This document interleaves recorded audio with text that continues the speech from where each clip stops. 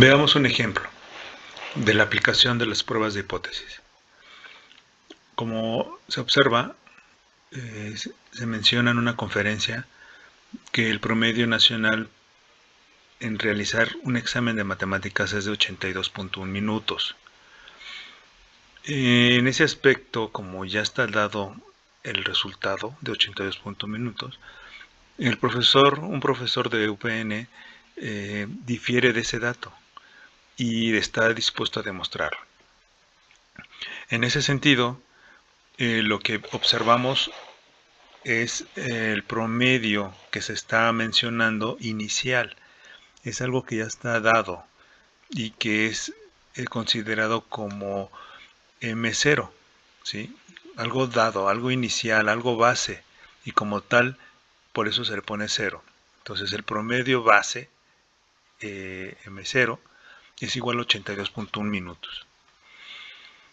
Lo que el profesor señala, y que en este caso no está de acuerdo con esa base, con ese valor dado, se vuelve investigador en virtud de que pues necesita comprobar, investigar y comprobar que lo que están señalando no es correcto, difiere de este resultado. En este sentido, vean cómo aquí el promedio que este investigador va a generar, difiere de 82.1 minutos. Este promedio también se le conoce como alternativo a lo que está aquí, a lo dado. Una situación dada, pues hay una alternativa. Y esa alternativa difiere de lo que ya está dado como tal. Estadísticamente se establece de esta manera, en el que en la hipótesis que es H, del investigador, que es el profesor, que difiere, él dice que el promedio de una muestra que él tiene que obtener como evidencia difiere de el valor que le están dando inicial, que es 82.1 minutos. Como tal, así se expresa en términos reales. A nivel estadístico se plantea la hipótesis 0 y la hipótesis 1, que es la hipótesis nula y alternativa. Como tal, hipótesis 0 o la hipótesis nula es lo contrario de lo que el investigador señala.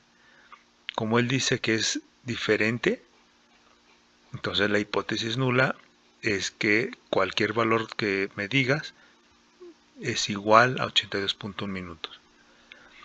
Y la hipótesis alternativa pues es lo contrario, ¿verdad? Que es la diferencia y que es lo mismo que la de investigador.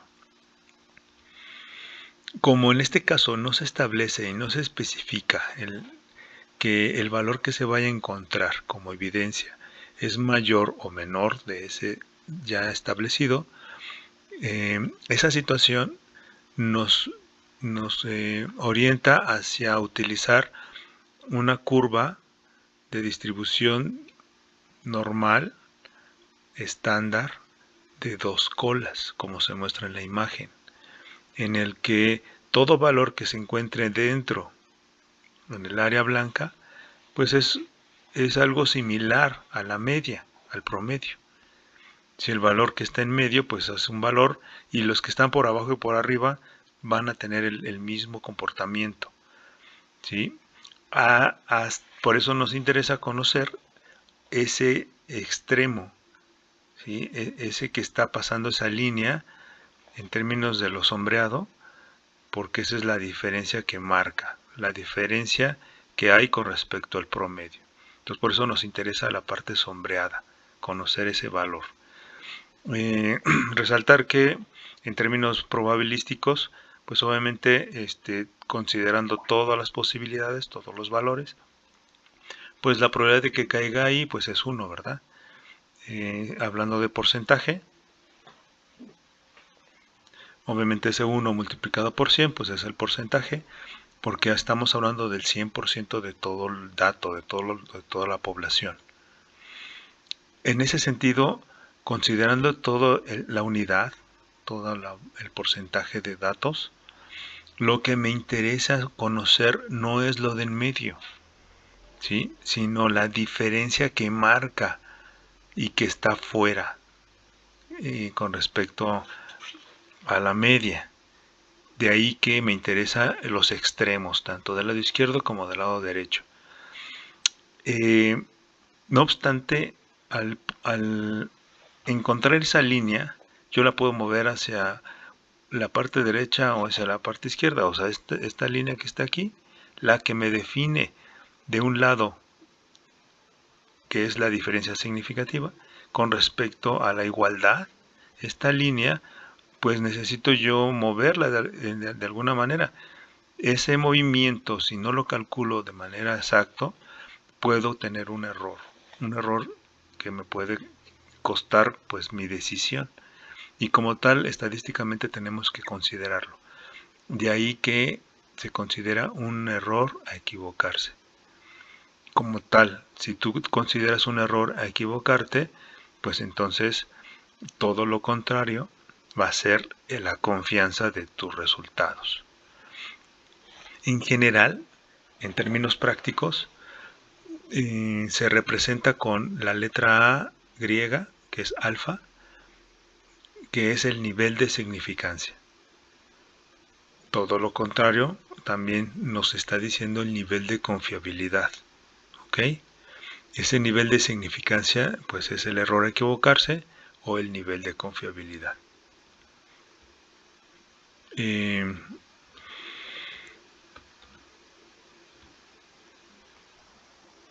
En general, estamos dispuestos a cometer un error, ¿sí? Eso es inevitable. Y la manera más práctica es que la mayoría de los profesionistas consideran un 5% adecuado, ¿sí? Que consideres un 5% en el error. Ese 5%, si tú lo divides entre 100, va a ser la proporción que va a tener pues el área que tú estás encontrando. Por ejemplo, esa área amarilla es el 5% de equivocarte, ya sea de un lado o en otro. No quiere decir que cada área de un lado tenga 5%, 5%, sino que es un 5% en general y tenemos que dividirla entre dos partes. Ajá. Y como tal, pues ya habíamos comentado, el 95% de confiabilidad. ¿Okay? También comentar que no es exclusivo ese 5%, sino que también hay otros valores que se utilizan de manera común a nivel profesional. Ya sea que quieres el valor muy muy cercano a la perfección, puedes considerar un error de 0.01, es decir, una proporción de 0.01. Si tú lo multiplicas por 100 es 1% de error. Lo equivalente, si tú le restas 100, sería 99% de confianza, casi 100%.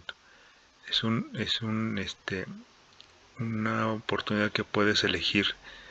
La otra es el 0.05, como ya lo comentamos, que significa un 95% de confianza, o un error de 0.1, que significa el 10% de error.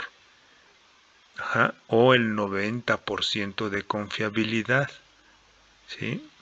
Esto implica que aquí hay más error y aquí es casi nulo.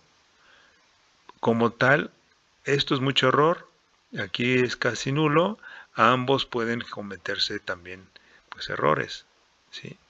Por eso lo común es 0.05, ni tanto ni mucho. Bien, señalar que la media base o mu0 es igual a 82.1. Significa que la media que voy a tener que encontrar como profesor y que no estoy de acuerdo difiere de ese valor inicial. De ahí que tenemos que plantear las hipótesis.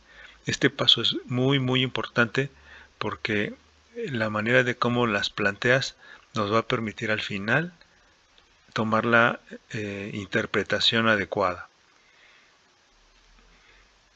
Ya comentamos que primero se plantea la realidad. en el que el investigador, en este caso, es la persona que pues trata de generar una evidencia diferente a M0 y como tal se plantea así, ¿no? La evidencia que va a obtener es a través de una muestra X media, que es muestral, y difiere a la base, ¿sí? a lo dado, que es 82.1. Y bueno, tenemos que plantear las hipótesis nula y la alternativa. ¿Ok? Recuerden, H de investigación y H1 es la misma. H0 pues es todo lo contrario con respecto a la de investigador. ¿Cómo le va a hacer? Ok, lo veremos en el siguiente video.